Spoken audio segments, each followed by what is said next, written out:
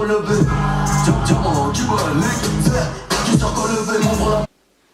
c'est ma tête quand je sors de cours. Yo tout le monde!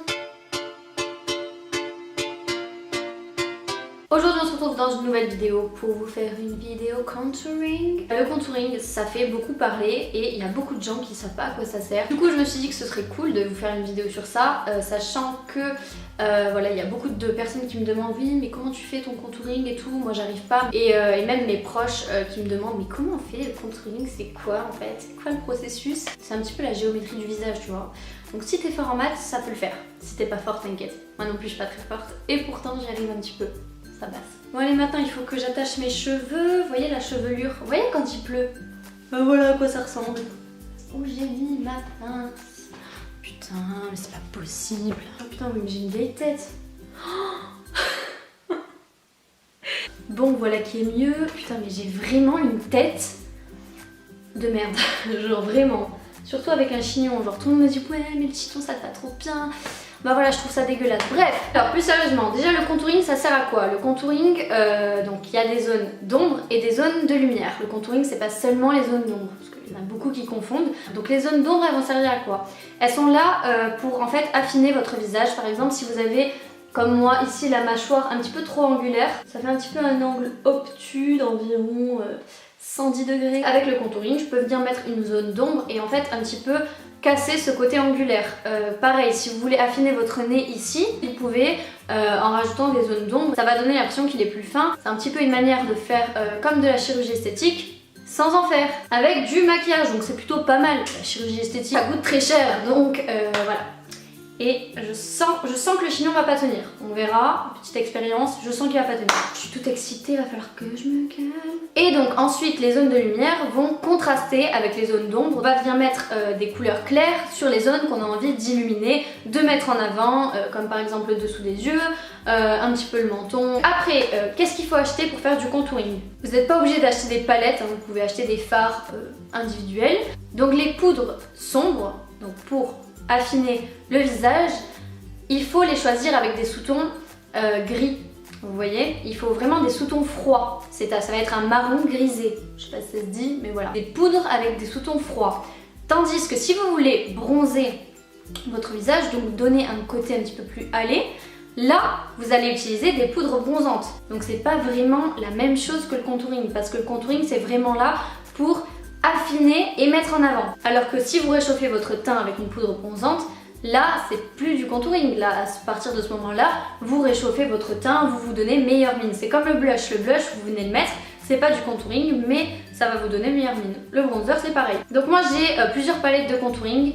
D'abord j'ai la palette de contour de chez Banggood. Donc là ce sont des fards crème. Je déconseille si vous êtes débutant parce que c'est vraiment des choses qui sont difficiles à estomper et il faut pas se louper, alors qu'avec une poudre vous pouvez mieux estomper, vous pouvez rattraper le truc quoi. Si vous êtes intéressé par des palettes de contour crème, franchement elle est vraiment pas mal. Moi je l'ai utilisée 2-3 fois, j'ai pas utilisé les couleurs claires mais j'ai utilisé des couleurs foncées, mais je suis pas adepte du contouring en crème parce que voilà ça prend du temps le matin à estomper ceci cela. Donc moi j'ai reçu grâce à Octoly la palette de chez Kat Von D. C'est un bijou.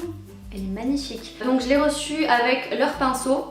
Donc moi j'utilise cette partie biseautée pour les poudres sombres et cette partie un petit peu œuf pour les poudres claires. J'étais en train de vous faire un doigt d'honneur.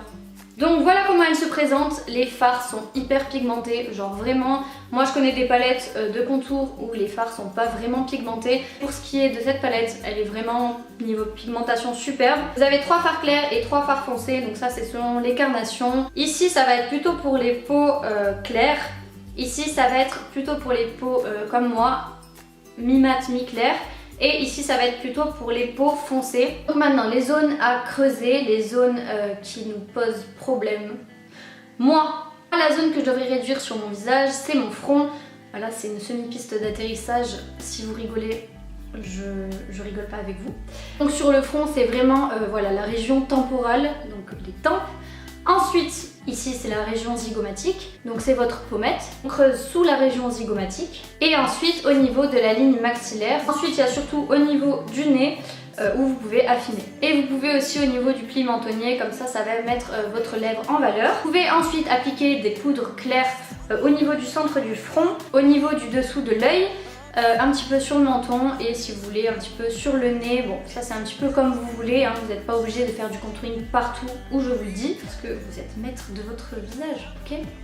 C'est très philosophique. Oh, can you see into my eyes, my open door? Wake me up and say. Donc maintenant que je vous ai un petit peu expliqué le processus et tout, bah c'est parti, je vais vous montrer comment on fait. Donc on va commencer par les parties sombres et je vais utiliser ces deux poudres.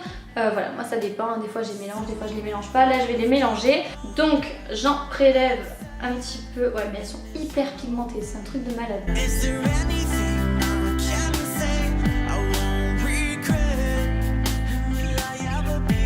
Ensuite au niveau donc des tempes. Et donc voilà, la ligne maxillaire ensuite. Moi des fois j'en rajoute un petit peu au menton. Je fais pas un truc hyper marqué, moi en général, voilà, j'ai juste envie, voilà, de remodéliser un petit peu mon visage. Mais voilà ce que ça donne ici, comparé à ici. Donc voilà, ici il n'y a aucune structure. Ici ça commence à avoir de la forme, donc je vais faire pareil de l'autre côté. De toute façon en maquillage il n'y a vraiment pas de règles. Voilà, vous faites vraiment ce que vous voulez. Vous êtes les maîtres de votre visage, retenez bien ça. Alors par contre les trucs blancs dans mes cheveux, donc voilà, là j'ai creusé les zones que je voulais creuser, atténuer un petit peu les zones trop prononcées. Et ensuite je vais utiliser donc cette couleur, parce que celle-là elle est vraiment trop orange et celle-là elle est trop rosée. Donc cette couleur pour mon dessous des yeux, mon front et mon menton.